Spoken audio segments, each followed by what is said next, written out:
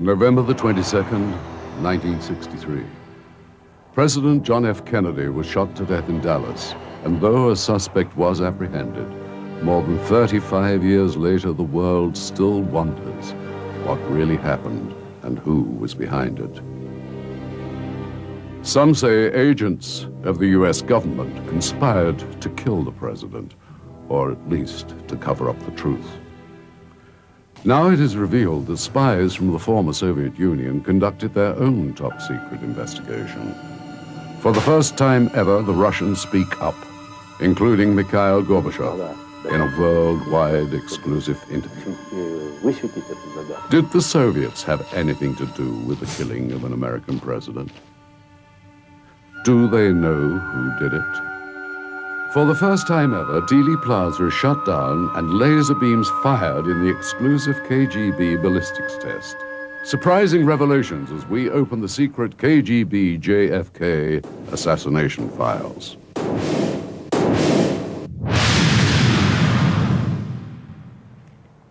More than 30 years have passed since the tragic death of US President John F. Kennedy.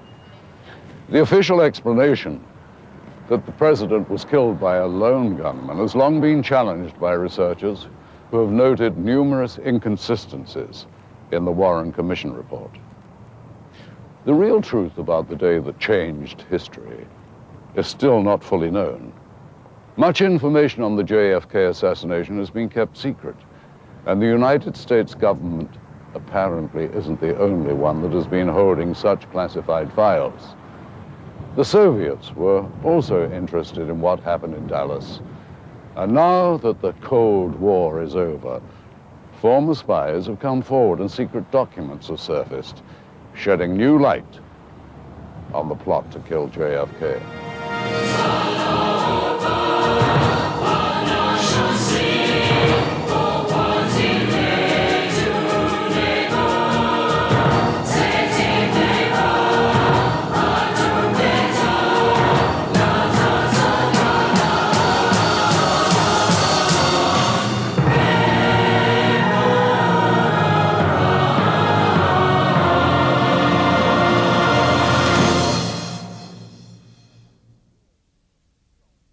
The Kennedy assassination shocked the world.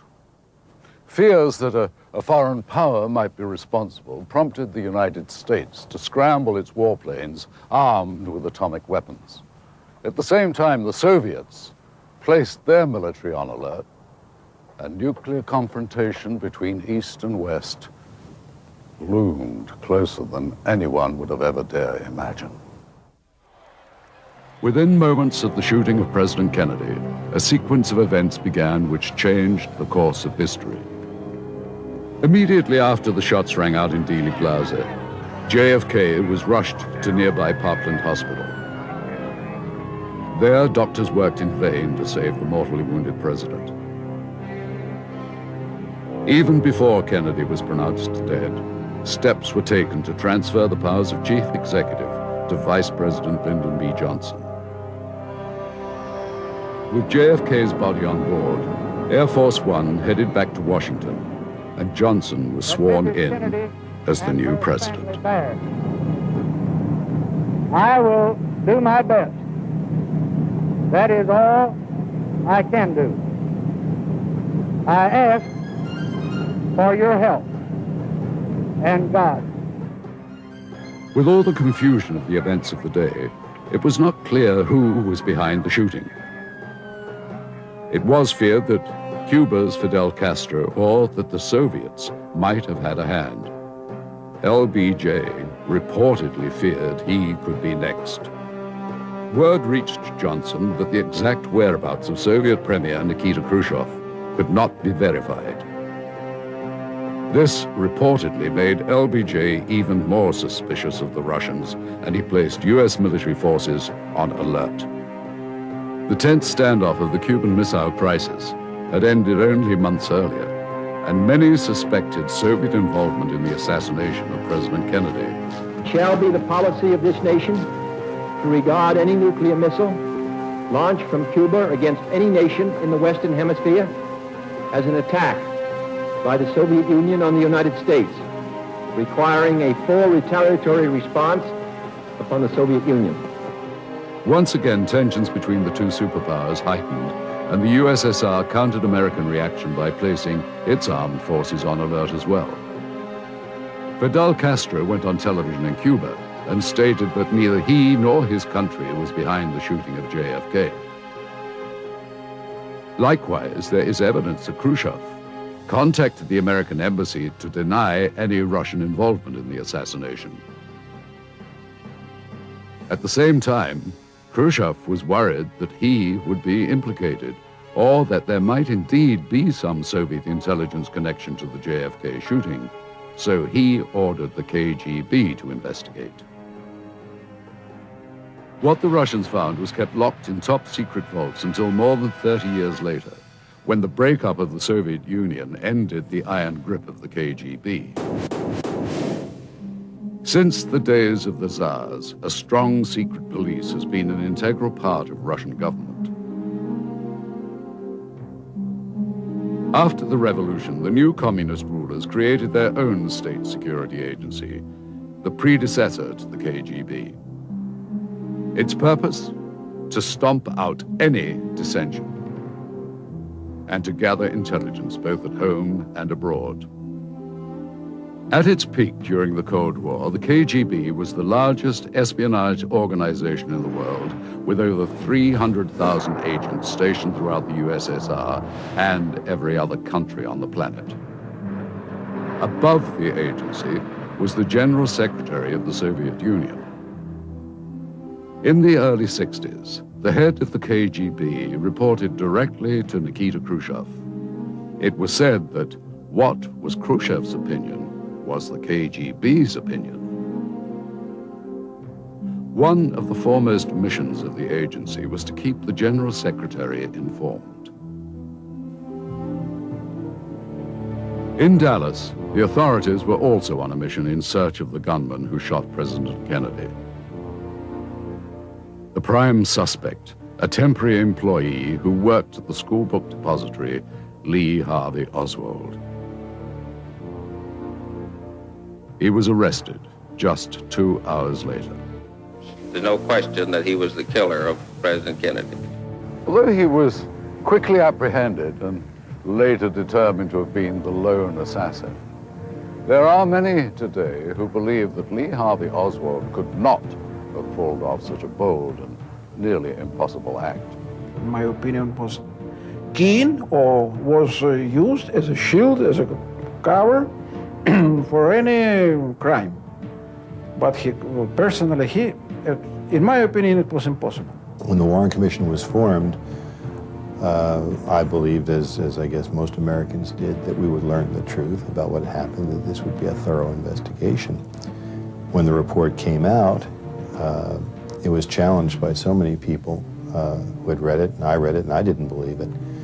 I believe that Oswald was guilty, but I didn't believe any longer that he was alone.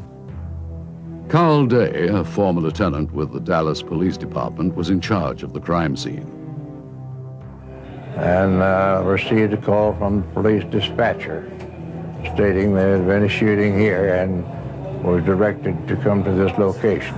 There were several officers in the building, and when I got on the 6th floor, there was a uniformed officer there, stated that in the southeast corner of the building, which is behind me here, they had found some spent cartridges.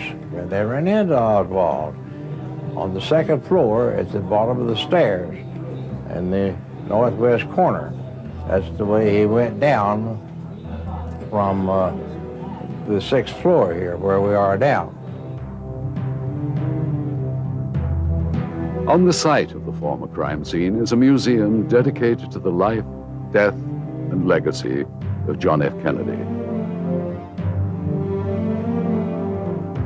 Gary Mack, archivist for the 6th floor museum, works in the same building that Oswald did at the time of the assassination. Oswald was employed here just as a worker. His job was to pick up orders and find where the books were, because the books were stored on 2 different floors. And on the opposite part of the floor, in the northwest corner, a rifle was found. The shells matched the rifle, and the rifle was matched to Lee Harvey Oswald. That, of course, does not necessarily mean he was the one that pulled the trigger, but it does indicate he probably was. The Soviets were way ahead of us in determining what happened. While we're busy running around worrying about Oswald and Ruby and the new president, they were already conducting a top-secret investigation into the killing in order to prove that they had nothing to do with it.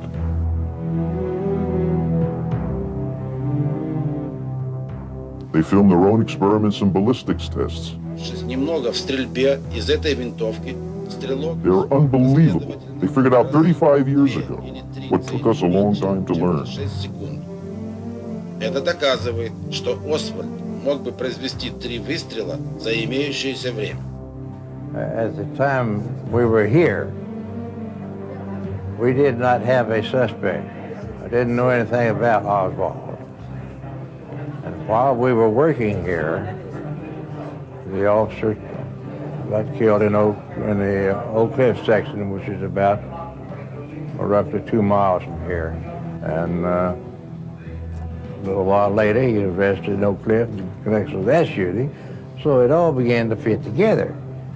The man was waiting on the 6th floor here as the president went by. He shot him, stashed the gun between some boxes back there, and went on down the steps onto the 2nd floor. Oswald was taken to the Dallas City Jail and was charged with the death of Officer Tippit and President Kennedy. Oh, I think it's a man that planned this murder weeks or months ago and has laid his plans carefully and carried them out, and has planned at that time what he's going to tell the police that are questioning him at present. The authorities immediately started gathering evidence linking Oswald to the crime and made it available to the public. The world's press immediately began reporting details of Oswald's ties to the Communist Party.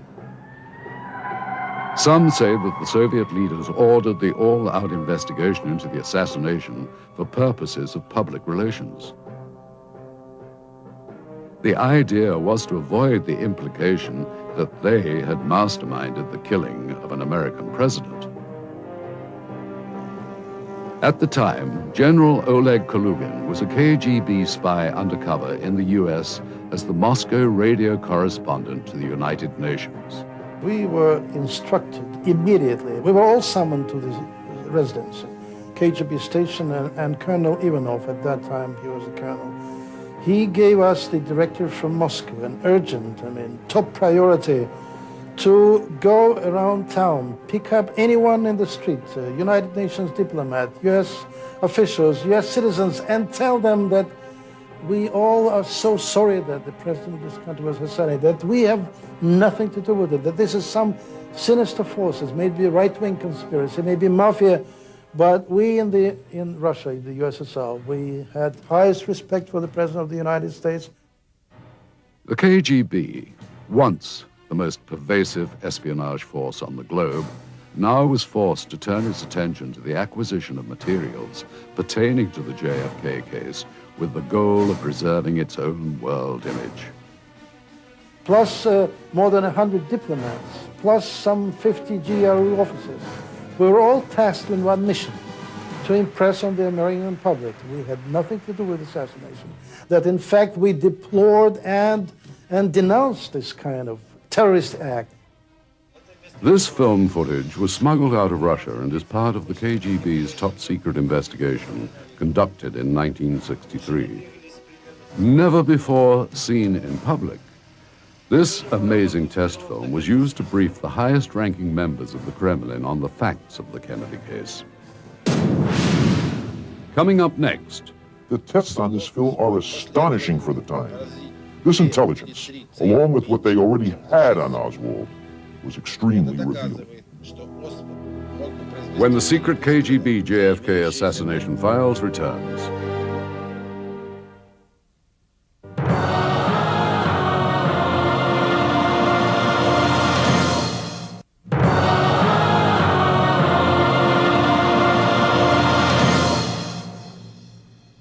Even today, the question still remains.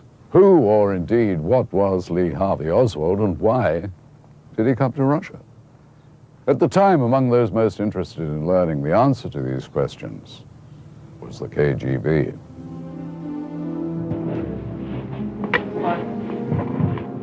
However, neither the Soviets nor anyone else would have a chance to fully hear from the only man who could explain who or what Lee Harvey Oswald really was. Well, I was questioned by a judge. However, I protested at that time that I was not allowed legal representation during that very short and sweet hearing. Sunday, November 24th, 1963. Exactly 2 days after the assassination of President Kennedy, his alleged killer, Lee Harvey Oswald, is transferred under guard to the Dallas County Jail. Mr. Oswald, how did you reach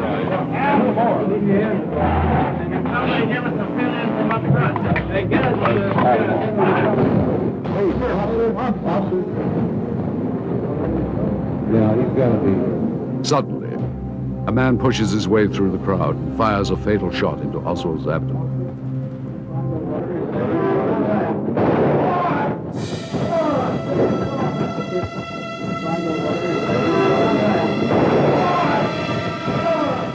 Police quickly subdue his assailant, Dallas nightclub owner Jack Ruby.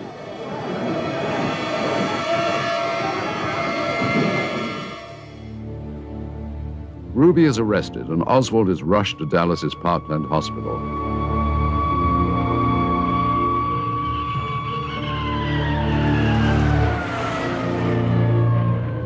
Ironically, President Kennedy was taken there just 2 days before. His wounds are extensive. As doctors try to save Oswald's life, the authorities try again to get him to confess. Neither succeeds. Oswald dies on an operating table just a few hours after being shot. The world is shocked at the loss of the only man who may have explained the senseless death of President Kennedy.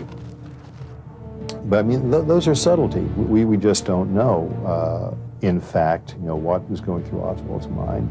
He was murdered 2 days after the assassination, so we never got to learn anything from him, except the fact that he denied doing it. I do request someone to come forward to give me a legal assistance.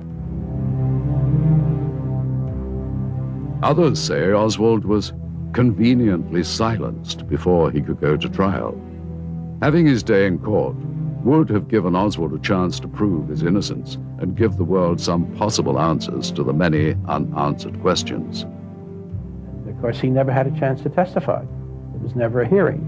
We never heard from Oswald except when he went from one hallway to another in the hands of the Dallas police saying, "I'm innocent." Whatever secrets Oswald may have told went with him to his grave. His death, shocking as it was, still gave many Americans the closure they needed to put an even more shocking event behind them: the death of a president.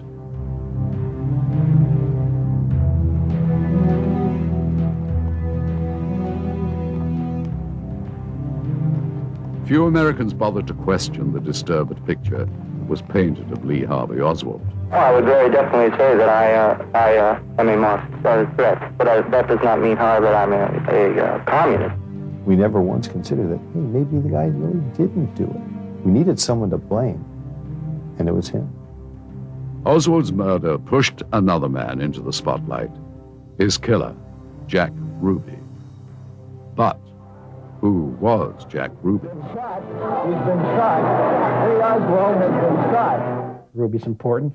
He killed Oswald in the Dallas police building in the basement. How did he get in there? He had a very close association with the Dallas Police Department. Jack Ruby was a Chicago native known for his violent temper and his alleged mob connections that stretched from Chicago to Dallas. His only successful business venture, the Carousel Strip Club, was said to have been mob-controlled. But just as Ruby had associates in the mob, he also had friends in the Dallas Police Department. It has been reported that the gun that Ruby shot Oswald with was bought for him by a Dallas cop. Did his police connections make it easy for Ruby to get close to Oswald? Or was he just in the right place at the right time? First of all, the security was terrible. The Dallas police should never have had a bar owner, who they all knew and were friendly with, inside police headquarters where the supposed assassin is being held. There are differences in opinion regarding the motives of Jack Ruby. Some believe Ruby acted on orders from the mafia and was just a small part of a complicated plot. It's really difficult for an American to think this and to say it, but there was a period in our history when you couldn't tell where the CIA ended and the mafia began. The CIA utilized the mafia in assassinations that the CIA planned. Then there are those who believe that Ruby, like Oswald, was nothing more than a small-time guy looking for a way to make a big name for himself. It's one of those serendipitous things where two paths crossed 3 days after that assassination. Lee Oswald, for his own purposes, wanting to be in the history books, and Jack Ruby, the strip club owner, wanting to be somebody, finally become somebody that history remembers. More than 30 years later, the world still remembers them and still asks the question, why? Oswald was buried the day after he died. Ruby appealed for a new trial and his motion was eventually granted. However, he lost a bout with cancer and died in jail before the new trial could even begin. We, the jury, find the defendant guilty of murder with malice as charged in the indictment and assess his punishment at death. The world will never know the true facts of what occurred, my motives. His motive is still a mystery, but no more of a mystery than the life of Lee Harvey Oswald. The question, who was Lee Harvey Oswald, is sure to come up in any discussion on the death of JFK. There are those who believe the answer can be found in the files of the KGB. When we have an assassin involved in killing a president, a senator, or whatever, we have to piece together their life by talking to individuals who knew them as youngsters, those who worked with them, who might have known them in the army. With the KGB, we have an exceptional opportunity. I think the KGB files on Oswald are absolutely critical in many ways to getting a full understanding of him. He went into the army at the age of 16 thinking he would turn his life around, and instead he was called Mrs. Oswald, abused, teased by the fellow soldiers, and was court-martialed, twice had problems in the army, put in the stockade and thrown out. He eventually goes to Russia, thinks that's going to change his life. In September of 1959, Oswald was granted his request for a hardship discharge from the Marines because his mother was ill. However, a month later, he arrived in Russia on a 6-day visa. No one knew that he had a longer stay in mind. Even the Russians were surprised when Oswald asked to become a Soviet citizen. Defectors from the United States at that time were very rare birds, with very few exceptions of Russian spies who had to flee to the Soviet Union, who had no one who would come on his own and ask for political asylum.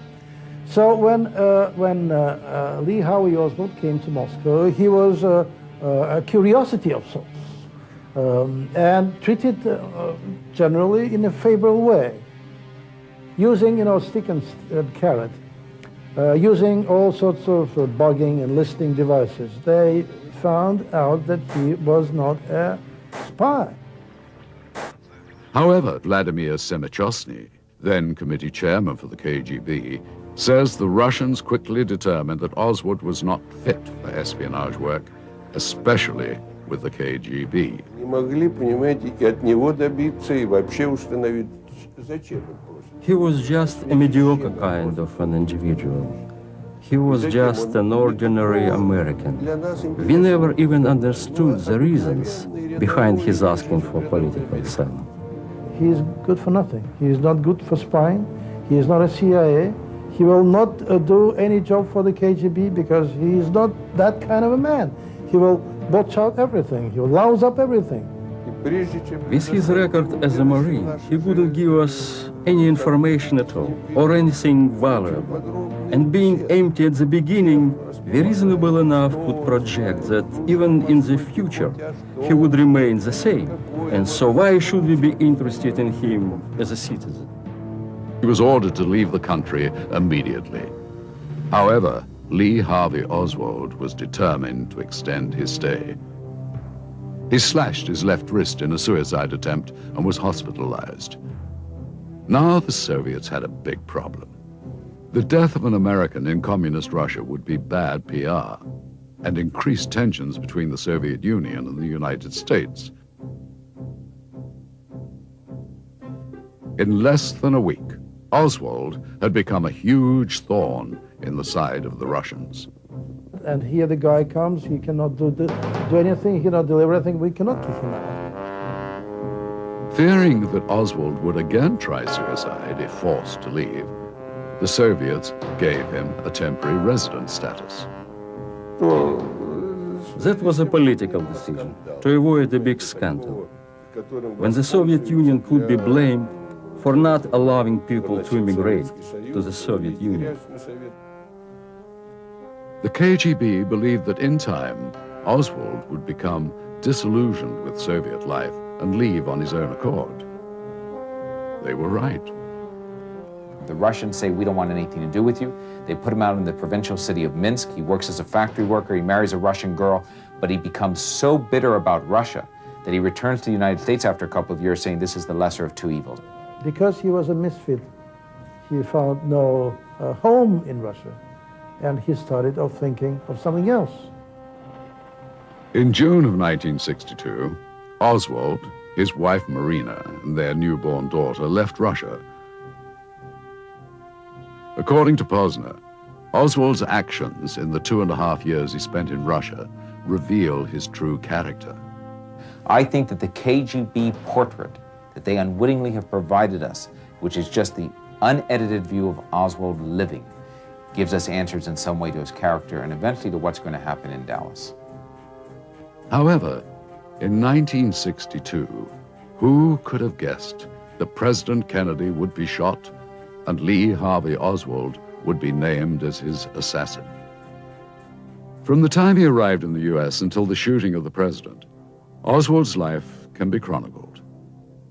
But his motives are still a complete mystery. Coming up next. They took Oswald, intelligence did, sheep-dipped him with a left cover, going to Moscow, giving out fair play for Cuba Committee literature, and then put him up there in the book depository building in advance, knowing that the story was going to be, he's the guy that did it. When the secret KGB JFK assassination files returns.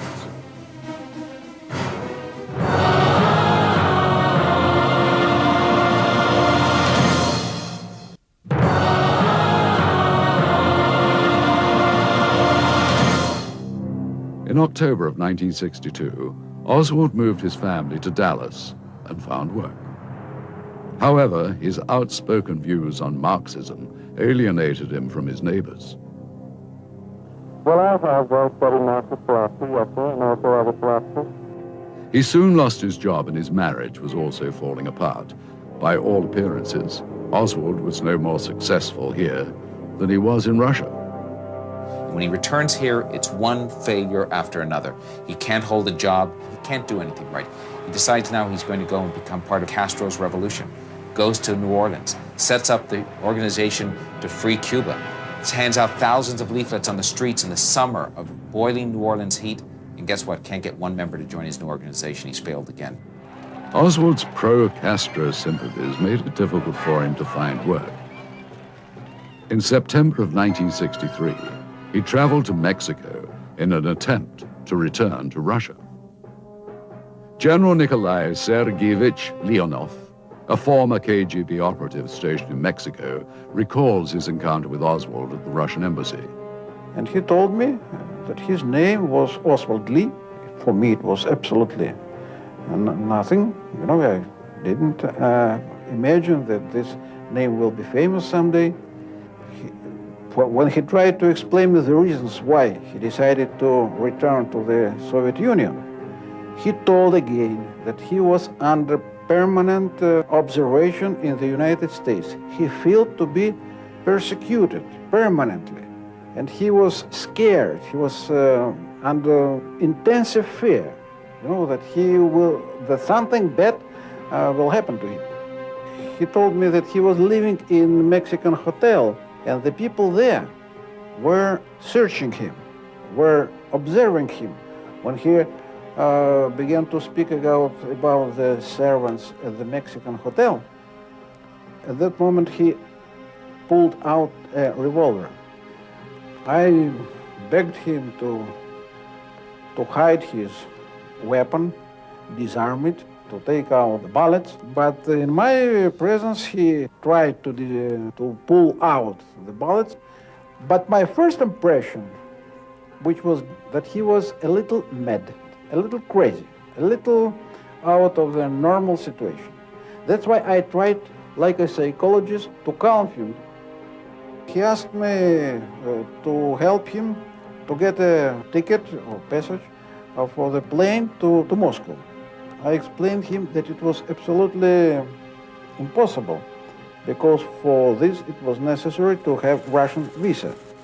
I knew that this bureaucratical process was very long, and I tried to explain him that it was necessary legally to write a sort of paper asking the Presidium of the Supreme Soviet of the USSR pledging for the citizenship of the Soviet Union. Tried to do it once and couldn't, because his hands were shaking. He was very nervous. He was absolutely, I would say, he was excited even. Leonov says Oswald became hostile when told there was no way to shorten the long application process. He began to insult me, told me that perhaps Cubans may be more comprehensive. Well, I responded to him that perhaps that he could go, if he liked, to Cuban embassy. According to reports, Oswald went to the Cuban embassy, where he was again unable to gain entry into Russia. So he returned to Dallas. He managed to secure a temporary job at the Texas School Book Depository just a month before JFK's trip to Dallas.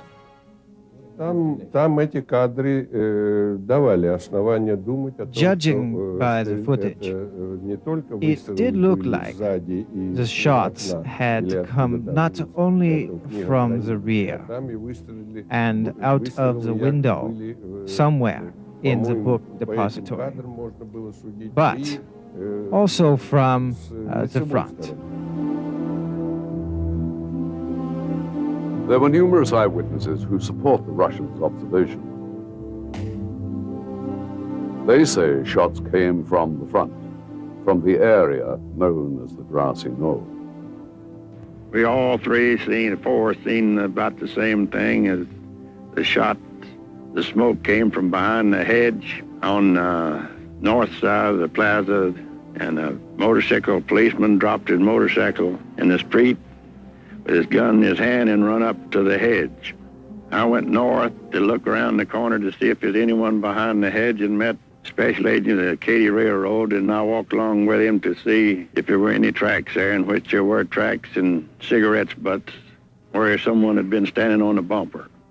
When you do an analysis of the whole area, in terms of what people said to the FBI, what they said to the Dallas police, what they said to the Dallas Morning News, what they said to me on film, you put that together, the vast majority of everybody in Dealey Plaza said shots came from behind the wooden fence on the grassy knoll. However, others dispute the eyewitness accounts. Turns out that most modern ammunition is smokeless, but in addition, I went back and looked at their original testimony.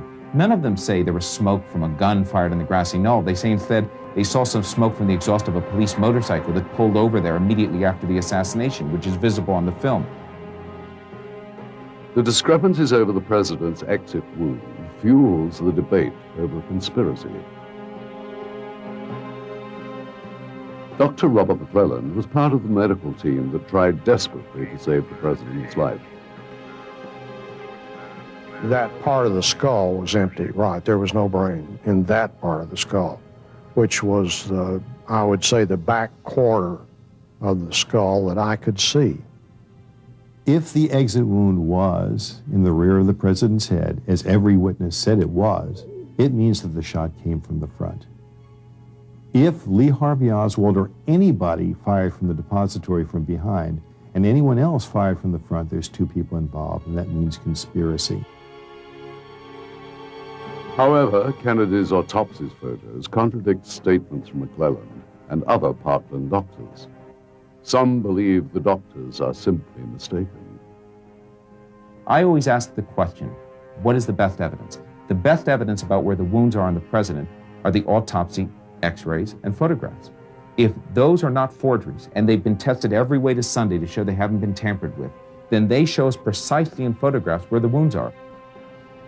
Others, such as forensic pathologist Cyril Wecht, believe the photos are fakes. The published autopsy photos and the X-rays do not appear to be consistent with what we have been told by more than 24 doctors and nurses who saw the president in the emergency room at Parkland Hospital. These people all described a big gaping defect in the back of the skull. I can't shed light on these things except to say that there is no question in my mind that additional photographs were taken. Wecht also says the entire handling of the president's autopsy raises questions of a conspiracy. First of all, the autopsy should have been done by the medical examiner in Dallas. That would have been in compliance with the laws of the city and county and with the state of Texas. There was no legal basis whatsoever for the body of JFK to have been removed from that jurisdiction. Dr. Rose, who was on our pathology faculty and whose specialty was forensic pathology, and he was a highly expert person in this area. And according to Texas law, as he told the people who were moving the casket, they could not do that because it was against the law and that the postmortem needed to be done here. Some large person who was up at the front, I understand, literally picked Dr. Rose up under the armpits and set him to one side and told him to stand there. And they proceeded out the door. Secondly, the autopsy then, wherever it was to be performed, should have been undertaken by the most skilled forensic pathologists in the country. The point I make is that these top people were excluded because they all shared one common flaw: they were civilians. Wecht and others also questioned whether a single bullet could have caused the wounds to Kennedy and Governor Connolly. Connolly had 5 wounds: the back of the chest, the front of the chest, the back of the right wrist, the front of the right wrist, and then the left thigh. So these wounds, which are all matched up, by the way, under the cockamamie single bullet theory with the 2 wounds in John Kennedy, back and front of the neck, these wounds are not in alignment when you look at the Zapruder film. Then it all comes back to the question of Oswald himself. Could he, did he assassinate President Kennedy? Again, there are differences of opinion. Well, in my opinion, the first impression that it was a very well-planned assassination in which participated more than one people. In my view, politics plays part of it. Lee Harvey Oswald wasn't really as much a communist as an anarchist, but he's striking out and putting himself in the history books, and he does that successfully 35 years ago. We were given a profile of Oswald as this loner, this crazy loner, violent, hated President Kennedy, like that. And nobody challenged it, not till years later. When individual researchers started talking to people who knew Oswald, they said, well, no, he admired President Kennedy. He had always said he admired President Kennedy. Wherever you see Oswald, you see intelligence footprints. And that is not to say, in my view, that Oswald was part of the intelligence scheme to kill Kennedy. They took Oswald, intelligence did, sheep-dipped him with a left cover from Moscow, given out fair play for Cuba community literature, and then put him up there in the book depository building in advance, knowing that the story was going to be, he's the guy that did it. However, after numerous investigations, the government maintains its official position. A lone gunman, Lee Harvey Oswald, is responsible for the death of President Kennedy.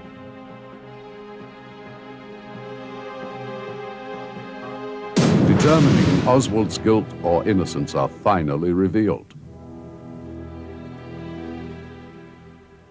when the secret KGB JFK Assassination Files returns.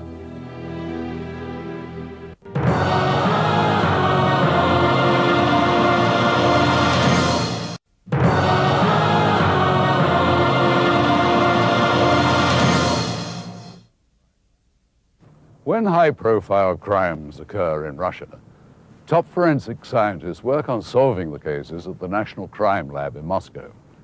And this is where work was done on reconstructing the assassination of President Kennedy.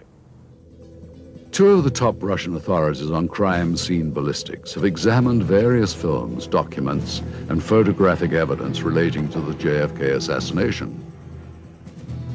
Lieutenant Colonel Nikolai Martinikov and Colonel Felix Vyskobov are the chief and director of the Department of Ballistics for the Russian Federal Police. We have done a study with the help of special equipment. It can be clearly seen that an oval-shaped explosion goes forward. This couldn't happen if the shot came from the front. If there is a small firearm injury at the back of the head, then it could not be an exit wound. The injury at the exit is always bigger than the one at the entrance, due to the law of physics. Had there been several injuries, it would have been a different situation. But there is just one wound, and it's cone-shaped. So there is no question that the shooting was done from the back. In my opinion, the president and the governor were shot with 2 bullets. There could have been one shooter or 2 shooters. On the windshield of the car, there are 2 fractures caused by firearm shots from the rear. If they came from the front, they would have gone straight through the glass. The initial movement of the head forward is very minuscule. While the second reaction is more vivid, it's an after effect. It's not the initial or the most important evidence here.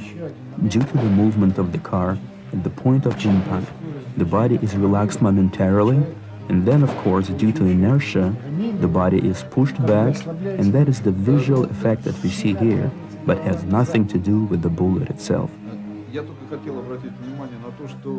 We also would like to note that on the basis of our analysis, we cannot confirm that it was Oswald who did the shooting. It could have been anyone.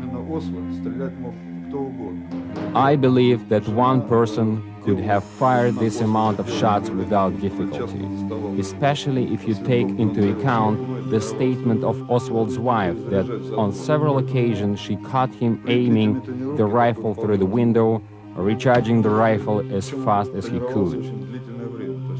First of all, according to the data in the possession of KGB, Oswald trained for a long time with the weapon. So after a long period, he could finally fire several precise shots within a short period of time.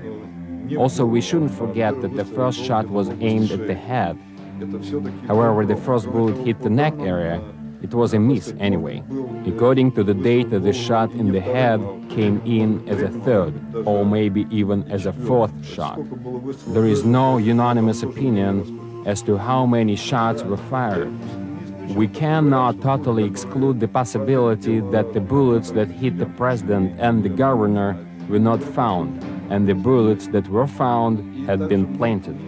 Neither can we confirm that the shots were made from this rifle and with the bullets which were found in the car, since the bullets were not extracted from the body. We cannot exclude the possibility that a group of shooters might have also been positioned in front. But seeing that the president was hit in the head, and this is the fatal wound, of course, they might not have been engaged because they had seen that the president had already been hit. Of course, there is another possibility that they took the shot and missed. Newly uncovered evidence proves the KGB conducted its own testing during the early 1960s to verify the likelihood of a single gunman theory. This startling footage, smuggled out of Russia, was shot during those tests. The narrator states that the test's purpose was to determine whether or not 3 precise shots could have been fired within 6 seconds. The targets were located at approximately the same distance as the president's car during the 3 shots. One shot at a distance of 50 meters, the second at 100 meters, and the third at 110 meters. Having done some training with the rifle, the shooter managed to hit 2 or 3 targets consecutively in less than 6 seconds.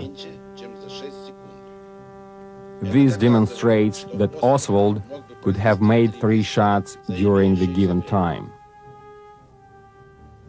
Compelled by the Soviets' results, we decided to test the rifle's abilities ourselves. The weapon recovered at the Kennedy crime scene was a Mannlicher Kakono that showed considerable wear. The Kakono uses a high-powered cartridge, a full metal jacketed bullet that travels in excess of 2,000 feet per second, a very effective sniper's ammunition. But the rifle itself would not generally be the sniper's weapon of choice. Its biggest drawback is its bolt action, which must be cycled after each shot. As the bolt is pulled back, the firing mechanism is cocked, requiring a considerable amount of force. At the same time, the spent shell is ejected. All of this forceful pushing and pulling not only wastes precious seconds, but also disrupts the shooter's rhythm, as the gun must be repositioned and re-aimed after every shot.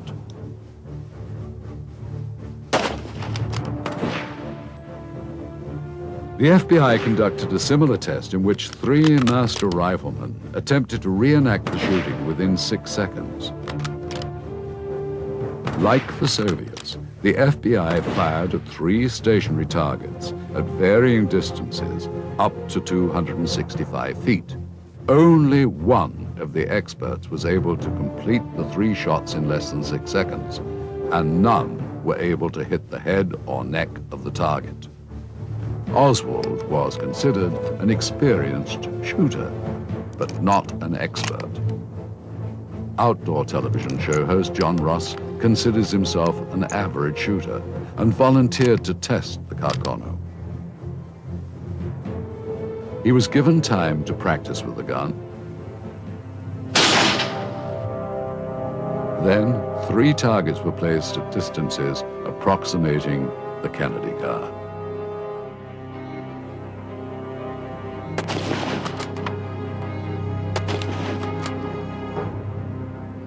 He attempted the series of 3 shots, 6 separate times. The results were surprising. In each series, he was able to fire the 3 shots in less than 6 seconds.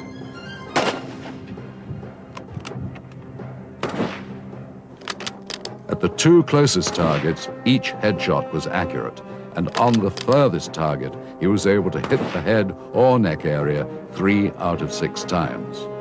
Although our test did not completely replicate the circumstances that occurred on November the 22nd, 1963, we believe, as did the KGB, that it does approximate them closely enough to confirm the possibility of a single gunman having carried out the shooting as described by the Warren Commission.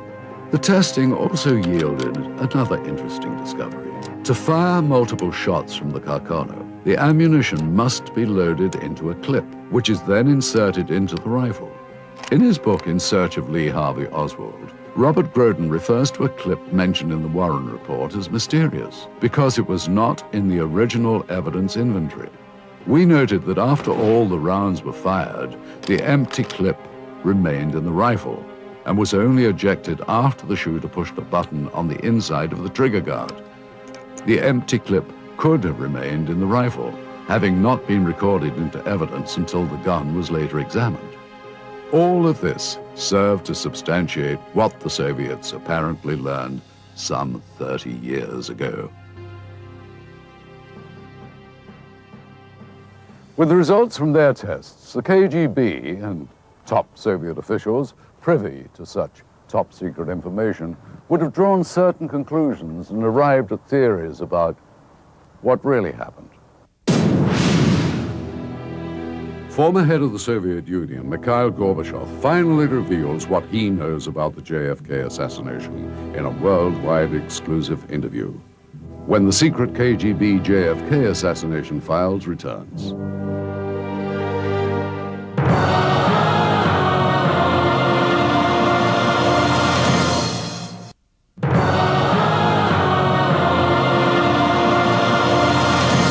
With the collapse of the Soviet Union, the ensuing chaos left previously well-guarded materials less secure. Though most leads proved to be ultimately unproductive, we found that with perseverance, money, and a bit of luck, it is possible to acquire classified Soviet documents. Using a hidden camera, we recorded numerous meetings over a period of months in which we attempted to obtain relevant materials. This transaction between one of our Moscow contacts and black market dealers proved to be one of the more successful ventures, though, as you'll see, not without a few tense moments. It was harder than we expected, so we need more money. The deal was $5,000. Yeah, I understand that. I perfectly understand that, but we got to be much more. Look at this stuff.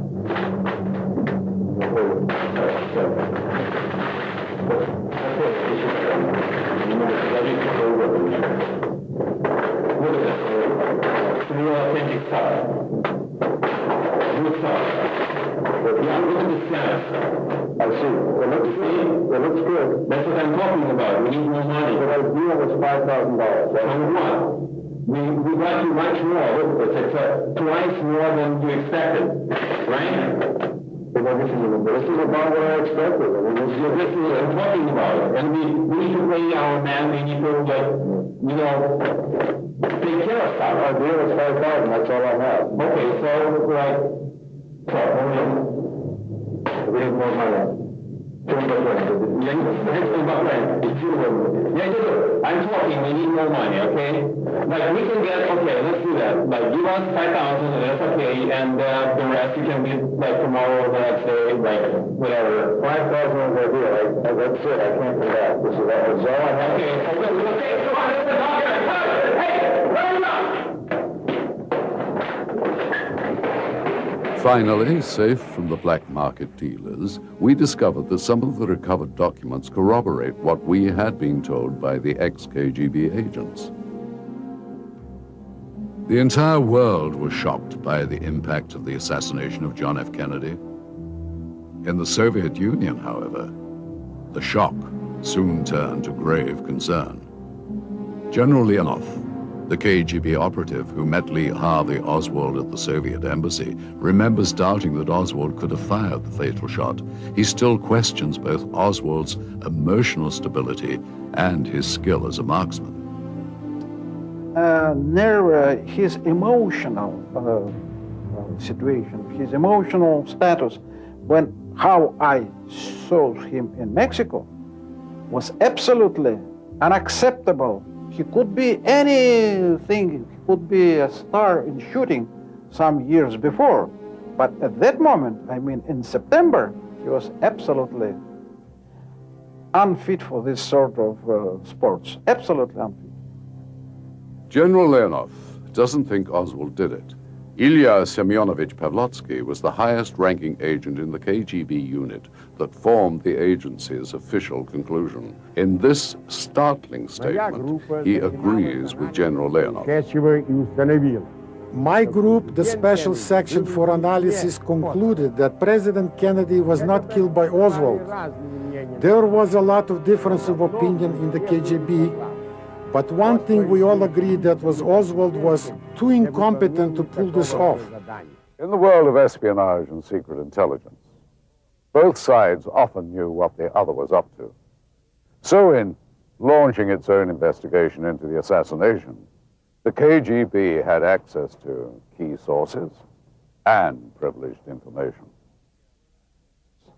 Some European capitals were gathered, high-ranked officials of the CIA and the Soviet intelligence, when all the questions were aroused and resolved. And the American part and the Soviet part reaffirmed their absolute negation and no acceptation of any brutal act against officers of intelligence. General Leonov claims that the Cold War was, in fact, a coordinated effort with carefully drawn guidelines of engagement, leaving little room for political assassination. We always were absolutely accurate about the observation of the rules of the professional world. Vladimir Semochastny, who commanded the KGB during the Kennedy years, was the man most responsible for the security of the Soviet state. My feeling is that there were the big money of Texas, the magnates, but who was used by them in the concrete situation, whether that was FBI or CIA, that I'm not in a position to discuss.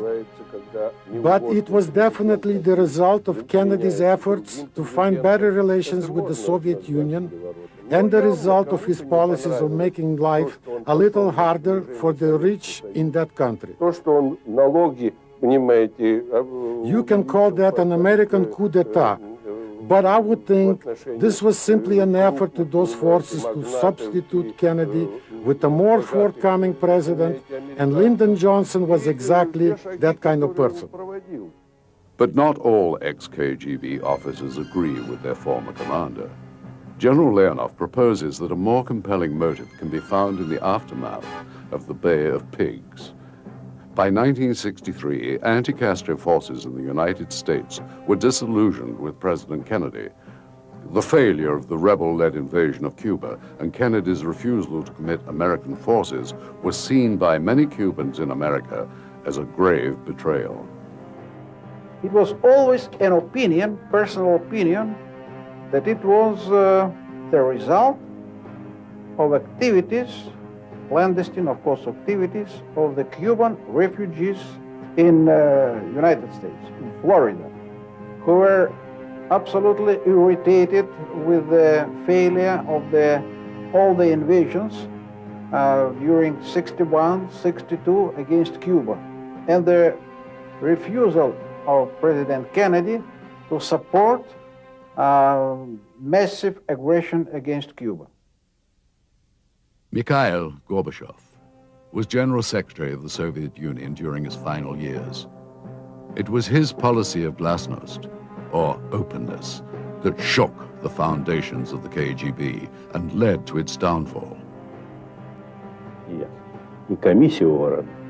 The Warren Commission, I think, either was unable to learn the truth and to complete the investigation, or they decided to conceal some of the truth based on what they saw as the vital interest of the nation.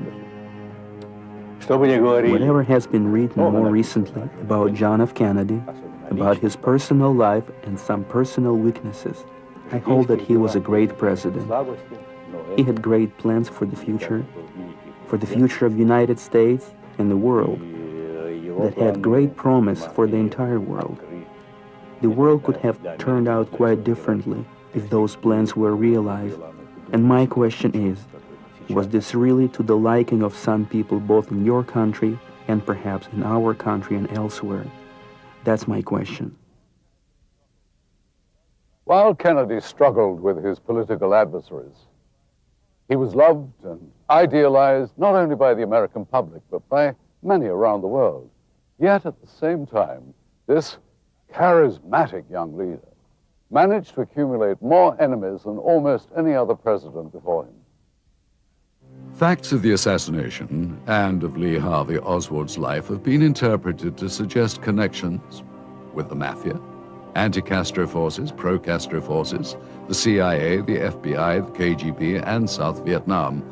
Often using the same information, conspiracy theorists and now former officials of the KGB present what they feel is compelling proof of their belief in the causes and motives behind the events in Dealey Plaza. I think that the evidence shows clearly that the Central Intelligence Agency was involved in the assassination of President Kennedy. The question comes up whether other groups involved, was the mafia involved? The KGB agreed. Their official position was based on the findings of the analytical section. This astounding conclusion is explained by group leader Colonel Pavlotsky. Kennedy was shot by a professional assassin hired by French and Vietnamese agents. We knew that the Americans helped overthrow and murder South Vietnam President Ngo Dinh Diem, who they had kept in power to fight the communists. Diem's brother Ngo Dinh Nhu was also killed, and this cut off the supply of opium that Nhu had been helping the Corsican mafia smuggle to Marseille. The Corsicans made the opium into heroin and then shipped it to the United States, where American gangsters sold the drugs. Our group found that the Corsicans hired French hitman Michel Mertz, sometimes known as Jean-René Soutre, to carry out the assassination with the cooperation of the American mafia bosses. For the first time ever, Dealey Plaza is shut down and laser beams fired in the exclusive KGB ballistics test, proving once and for all where the deadly shots originated. When the secret KGB JFK Assassination Files returns.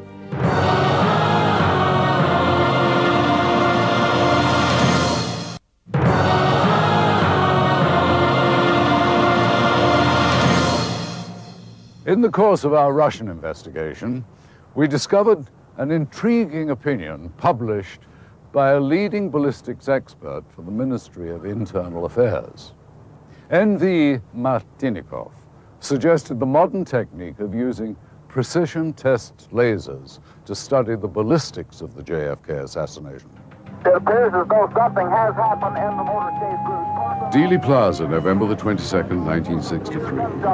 The Dallas newsman, Mel Couch, happened to look up at about the 5th or 6th floor of the Texas Book Depository.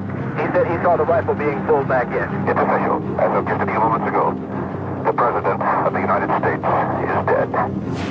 Car's moving. Okay. Gentlemen, we need all of you right here, right now. Now, some 35 years later, the plaza is closed down by the city of Dallas for this one-of-a-kind experiment. Everything is okay. We're ready to go.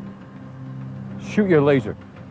We're going to recreate the shooting scenario, as many various scenarios as possible, and using laser technology to establish the lines of trajectory. I would like to determine one more favorable or one that seems to fit better.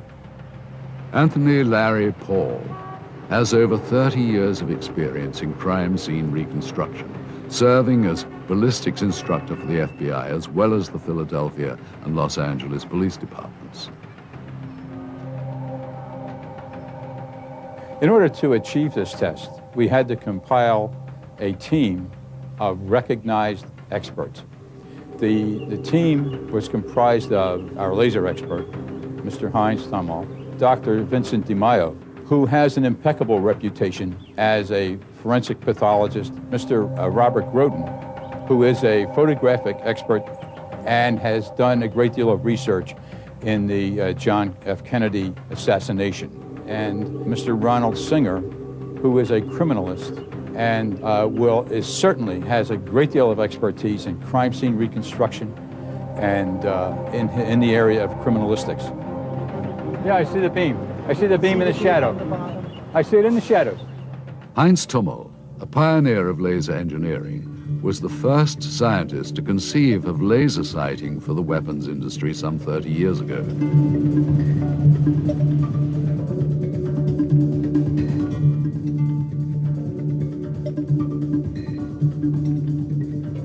He explains his role in the Dealey Plaza reconstruction.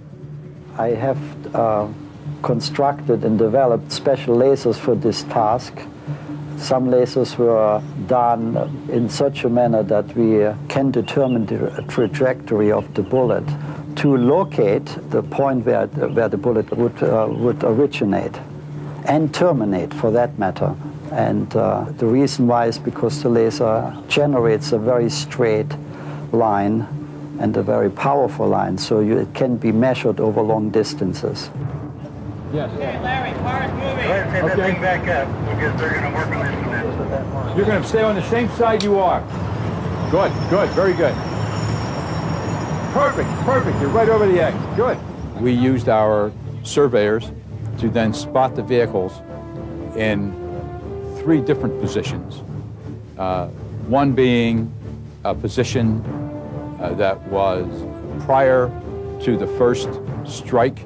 The second position being that position that was where the president was shot the first time, and the third position being that location where the president was shot the second time. When we used our surveyors to place the vehicle in the correct location, we did that independent of the published figures by the Warren Commission and by the FBI report. Right. But let's look at the location of the vehicle, and then let's look at this. Let's put a shooter up here. Yeah. And now let's run that line of trajectory. Yeah, with the laser we can. And that's what we're going to do. Initially, we started out trying to use the information from the government, and a lot of people think just because we have a lot of numbers that's sufficient, but it's very hard to retrace that. And so the only thing we had that was reliable were the photographs from the Zapruder film. So we set up in the same position that Mr. Zapruder was in, set up our transit in that location, and using existing landmarks in those frames, we're able to line up our transit and therefore relocate the car. Okay, you have to come up. There's like a black spot right in the center. Yeah, right there. Go back the other way, a little bit to the other way now. Go left. Whoa, go right there. Straight, good. How's that look for the body position now? Finally, the team was satisfied that the car was in the exact position that it was in when the first shot hit President Kennedy. And our areas aligned with the government's areas to the inch. And you can't get more accurate than that. Nor can you become more confident in what was done originally by the government employees some 35 years ago. The car used in the study is identical to the presidential limousine that JFK was riding in the day he was shot. The precise dimensions of the limousine, as well as the characteristics of its suspension and drive shaft, were of the utmost concern to the team.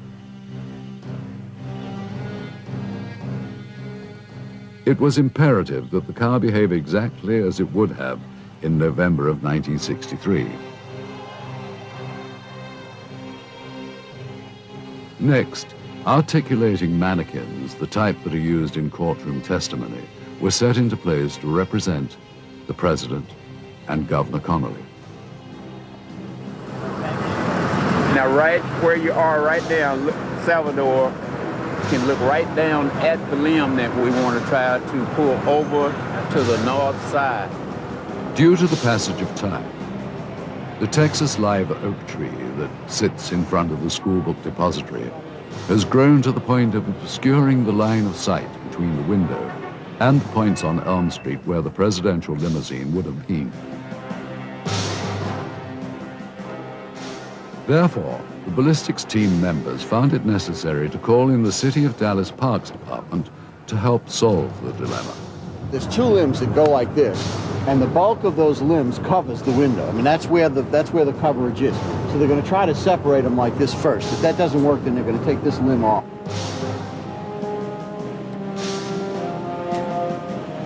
Ronald Singer is the chief criminalist for the Tarrant County Criminalistic Laboratory, a premier independent crime lab based in Fort Worth, Texas. If we could get some more critical views from the Zapruder films, I'd like to test some of the other theories, other locations, and see exactly what we can eliminate. And I think that's really the way you need to go with any kind of study like this, is that you eliminate the fringe theories. And the more theories you eliminate, the closer you come to the actual truth. It's like Sherlock Holmes said. Once you've eliminated all of the impossible, all that's left is the truth. The bullet will usually flip and travel backwards, you know, with the base falling after a certain point. That's pretty much arbitrary. But I'm no, that is wound ballistics. This is wound ballistics. Due to the importance of the information that this testing could add to the ongoing study of the JFK assassination, there were times when tempers flared amongst the team's members. Reaching unanimous agreement at times seemed impossible. Any photograph showing the bullet impacting him, and he would not even realize. Assume a forward motion and a rearward motion behind the fence because it fits your foot. No. What we're saying is that when you take into account the trajectory, you take into account the wounds, this is, in all medical probability, in all reasonable scientific probability, the way the bullet traveled and what it did. Now, you can say, well, is this possible? Is that possible? He could have been shot by somebody hanging from underneath a flying saucer with a ray gun. Yeah, that's possible. As the chief medical examiner for San Antonio, Texas, Dr. Vincent DeMaio's reputation in the forensic pathology field is unsurpassed. He has authored textbooks and medical papers that have set the standard for his field. I think what I want to do is just present what the objective evidence is in this case, to eliminate some of the mythology about the nature of the wounds and the weapons, and then let people make up their own mind. I'm interested essentially in the scientific aspect of the case. Yeah. Oh, look at it light up. Sure, okay. The testing at the first point on Elm Street proved to be enigmatic. The balance of the team concluded that the shot most likely came from the 6th floor window of the school book depository, as both the Warren Commission and KGB had concluded.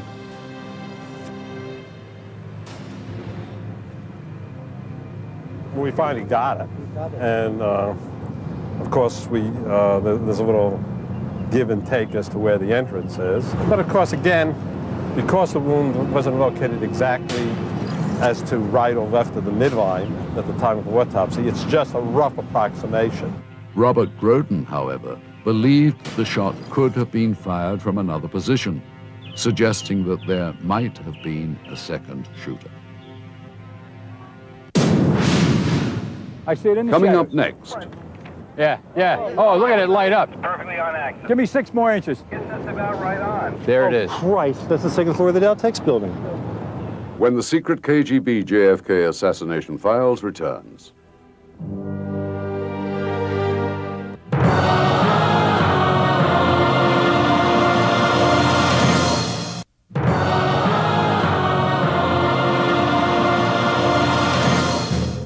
We're running out of time. I don't want to run out of time. We're running out of time. Yeah, I see the beam. I see the beam in the shadow.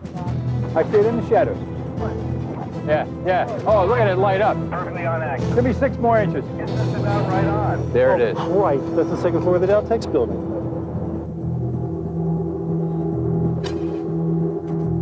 The testing at the first point on Elm Street proved to be enigmatic.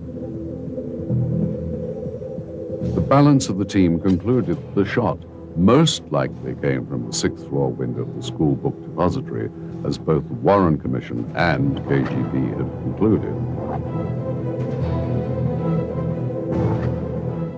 We finally got it, and of course there's a little give and take as to where the entrance is. But of course, again, because the wound wasn't located exactly as to right or left of the midline at the time of the autopsy, it's just a rough approximation.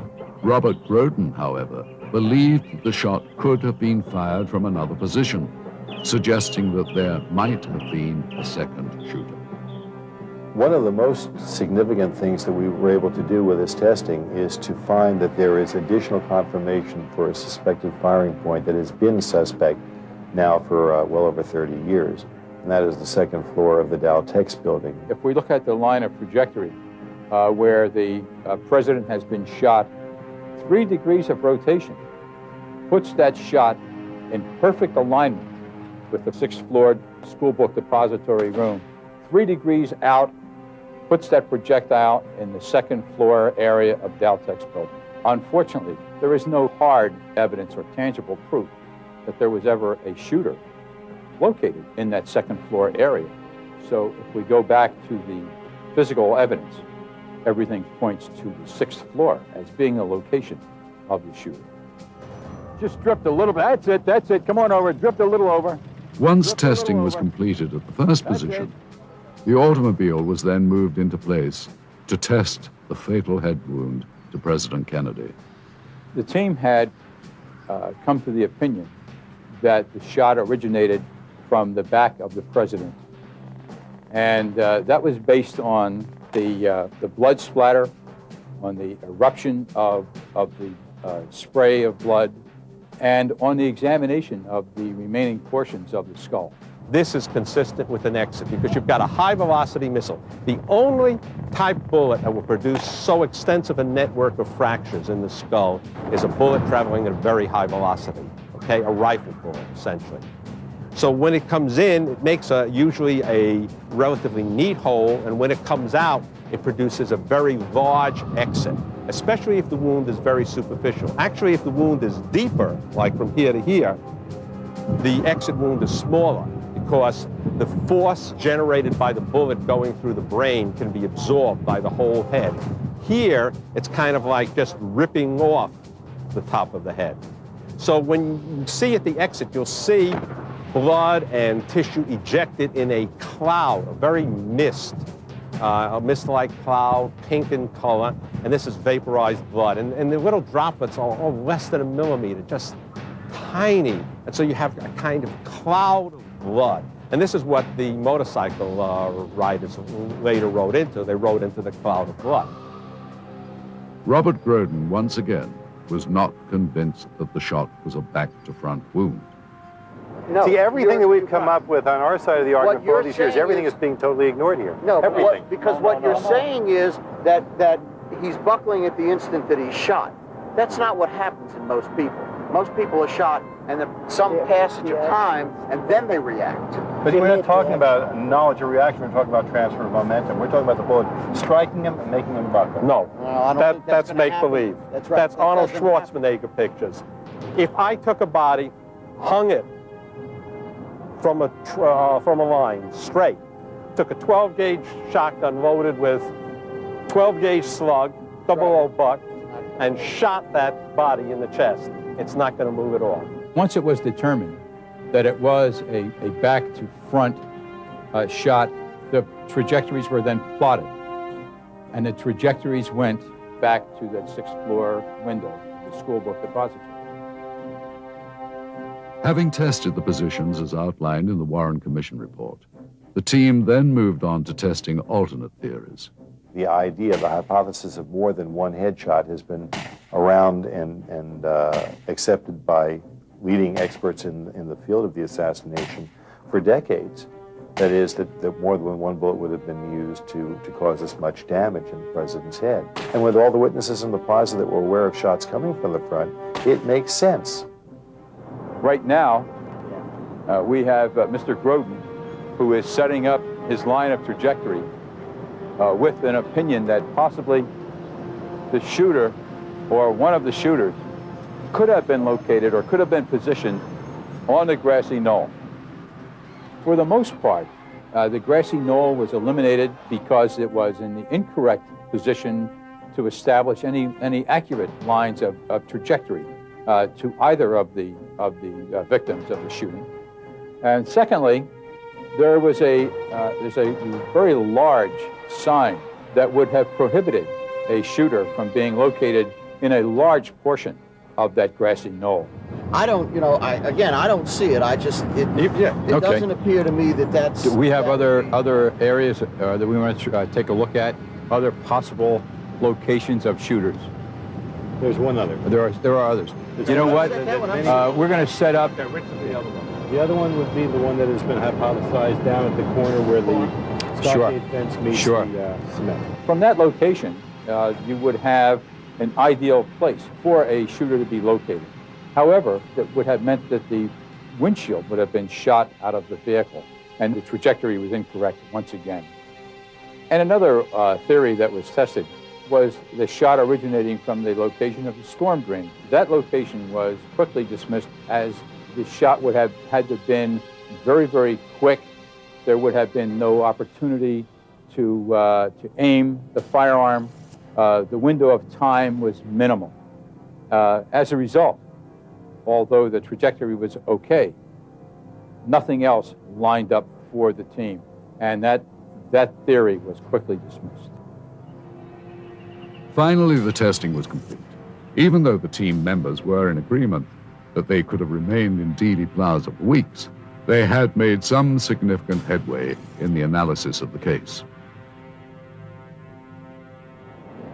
Well, I think the first thing that I would say is that I'm very pleased with what we did. I actually got more out of it than I expected that we would when I first got involved in this. And I think the best thing that we did was that based on the laser trajectories that we shot from the grassy knoll area, as well as from the area of the overpass, I think we plainly showed with good, sound scientific evidence that there couldn't have been a shot there that hit President Kennedy in the head. Based upon the testing we've done over the last couple of days, and the autopsy and the photographs and x-rays, which I had a chance to look at, I would have to say our test is in agreement with the findings of the government. I find it fascinating that both of the laser tests that we did led back primarily and initially to the second floor of the Dow Tex building. Both of the shots came from there, and that spot has always been a suspected firing point going all the way back to 1964. Our mission was to establish the facts based on physical evidence.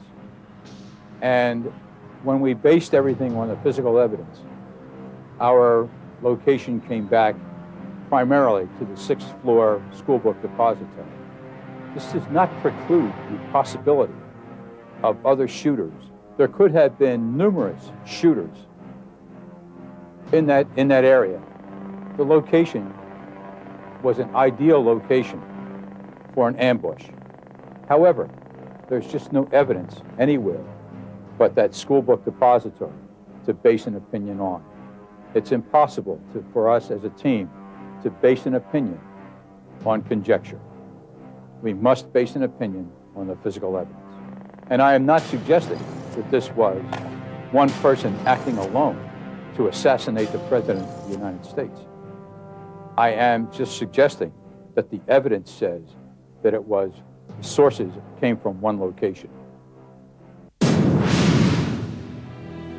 Results of our tests and the KGB's startling conclusions.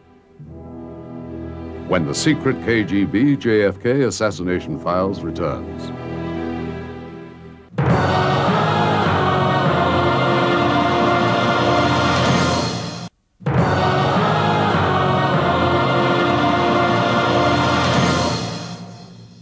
With the findings of our American experts recorded, Lieutenant Colonel Nikolai Martinikov and Colonel Felix Viskobov of the Russian crime lab viewed the videotape of the Dealey Plaza reconstruction.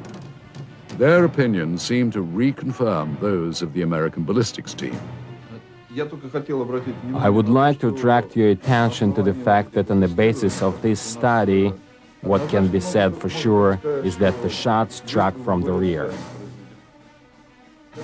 According to this information, there are other versions as to who shot President from the rear. But our contacts with the American experts testify to the fact that other versions are not excluded. However, it doesn't dismiss the conclusions about the shots coming from the rear. Also, there is no data here which would contradict the fact that the shots were fired from the Mannlicher Carcano 6.5 rifle. But the shots could have been fired from this rifle or any other rifle of the same caliber. But it would be impossible to solve this problem now, even with the help of the experts. If this data is correct, then we definitely stick to our opinion. While Lieutenant Colonel Martinikov and Colonel Vyskobov feel that the laser ballistics test was conclusive from a scientific standpoint, they believe that much more study is necessary. They also feel, however, that the KGB's original conclusions still stand, despite the factor of human error at the time of the original investigation. I believe this question will never be answered because at the moment of the assassination, there was a lot of confusion, and it's practically impossible to determine where they found the bullets which were later presented in the case. After 35 years, many questions surrounding the killing of President Kennedy remain unanswered. But now we know several important facts based on our own testing and the findings in the KGB's files. We know the KGB conducted a top-secret investigation into the assassination even before agencies of the US government reached their own conclusions. We know the Soviets ruled out Lee Harvey Oswald as the lone gunman, as the Warren Commission claimed. The KGB considered Oswald unfit to pull off the shooting by himself and believed it to be a conspiracy. For the first time, we have proven that the shots which hit President Kennedy and Governor Connolly could only have come from one direction, from behind the presidential limousine. There were no shots fired from the so-called grassy knoll or anywhere else in front of the car. And we have shown that the Daltex building was indeed a possible point of origin for a second shooter. We have also found that the KGB officially concluded that supporters of murdered Vietnam President Ngo Dinh Diem conspired with members of the Corsican and American mafia to kill JFK. Uncovered documents and evidence in the possession of both the US and former Soviet Union have only begun to settle the enduring controversy. Hopefully, further study and more unearthed evidence will shed more light on this case. Despite the emergence of another theory with each newly uncovered piece of evidence, the violent murder of America's youngest president remains unsolved. Was Lee Harvey Oswald indeed a mentally unstable sniper acting alone, or was he, as he claimed, just a patsy for a far bigger plot? Perhaps the final chapter can be found in the still hidden and secret files held by the American government or its former adversaries. Thanks for joining us.